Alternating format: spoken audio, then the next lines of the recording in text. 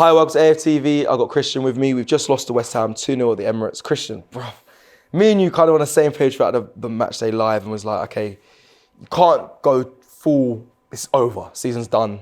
But then there is some things to look at where you're quite concerned. But where are you now after, the game's done, 90 minutes, had a bit of a breather, you listened to some of the other contributors speak. Where are you at now? Yeah, we kind of were on the same page in terms of let's not overreact. I mean, today West Ham weren't blowing bubbles; they were bursting bubbles. Yeah, ours, our bubbles specifically. Yeah. But yeah, I don't think there's a need to overreact. I don't think we have to go crazy. I don't think it's a tear out. These players drop them. I've seen some crazy comments on social media. Straight away. Like people tend to overreact when it comes to a loss, especially at home. Yeah. But we knew before the game West Ham were a good team. If we didn't take our chance, I said we had to be at least 85-90% today. And is that with every team in the league or some? No, I don't think so. I think if you play Sheffield United, if you play Luton, if you play Nottingham Forest, no disrespect to these teams, but for a team and a squad with the quality of ours, I think if you play Luton at home and you play at 70%, you win the game. I think if you do the same against Sheffield United, you win the game. I think a team like West Ham, maybe last season, if you play 70%, you beat them. Whereas this season, if you look at the front four, Bowen, Paqueta, Ward-Prowse, and Kudus. They actually had Paqueta come off as well. That's another thing. Paqueta came off injured in the first half. Yeah. And yeah, I don't know. Like I said, I feel mixed emotions because I don't want to overreact, but I also feel disappointed that we didn't take the chances. 30 shots, crazy. 0 goals. But it's not just 30 shots, it's clear-cut chances. The Gabriel Jesus header is the first chance that comes to my head. Yep. Martinelli, when it comes to him in the box and he puts it wide.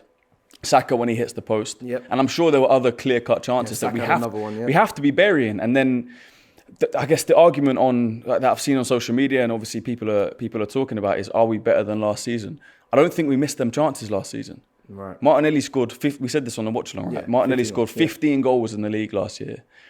We're now at a halfway point and he scored 1 or 2? Yeah. So you're looking at a projected, if he scored 2 goals already, you're looking at a projected 4 for the season. Big drop-off. 15 in the league last season, halfway would have been 7 or 8. So, yeah, you can look at the manager and you can look at style of play. Are we now playing a more defensive style of football where we're controlling games but we're not as fluid? I don't know. I hear it. I don't know. Maybe we don't look as good as last season, but if we'd scored the 3 clear-cut chances we scored today, maybe we win the game. I don't know. It's a hard one, Christian. I can see you standing. I can see that because I'm like, you're probably going and thinking like top of the Champions League group. We're second. Like, we're still up there. So why? I understand the confusion. I fully get it because I'm doing the same. Every time I'm speaking with people, I'm trying to process what needs to happen and how is it going to kind of end up. But we won't know until we play out the season. But today, I do want to talk about if with Arsenal are unluckier to win your head, or the refereeing decisions, or is it? It's just not good enough.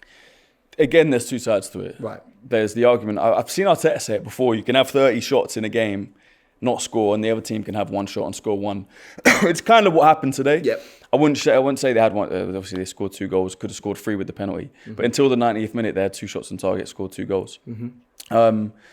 But yeah, I would say to anyone that's kind of getting on the team or feeling any sort of way is like you just said, is don't panic. Yeah. We did top the Champions League group. We are still second in the league. We don't need to panic. It could be worse. We could be 6th. We could be out of the Champions League.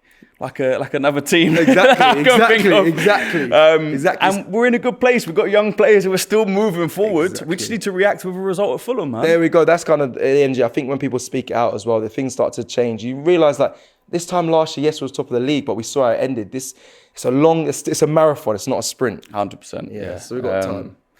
Anyone that you're surprised by the performance today that you need to see step up more? Because I like to ask this question because the Bukayo Sakas, as Martinez, there's even the people off the bench. I feel like big game players or players that will grab the game by the scruff of the neck and say, let me just take control of this. We're not seeing that with Arsenal at the moment. Yeah, I mean, it's more the finishing that I'm disappointed with. Right. I think Jesus, the header at the back post is borderline awful.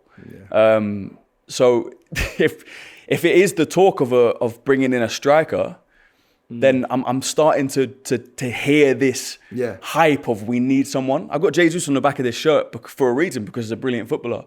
But I am starting to hear it now. If we do keep missing chances like this, if we're not putting the ball in the back of the net, we need someone there. But then again, I said on the watch along, when you have a striker that scores 20, 30 goals, he doesn't get every single chance in a game. You still need your wingers to pop up with 5, 10 goals. Exactly. Especially to win a league. You still need 100%. You still need, especially the way modern football is played and the way Arsenal play football. We don't have a target man up top that gets in behind. You know, we play with a false 9. If Tony comes in, I don't know if that helps our style of play. Maybe it does. Maybe he puts the ball in the net 20 times and we win the league. I hope it does, but I don't know. I don't know. There's so many unanswered questions, man. To Christian, I'm going to leave it there, but I'm with you, bro. It's one of those, don't know.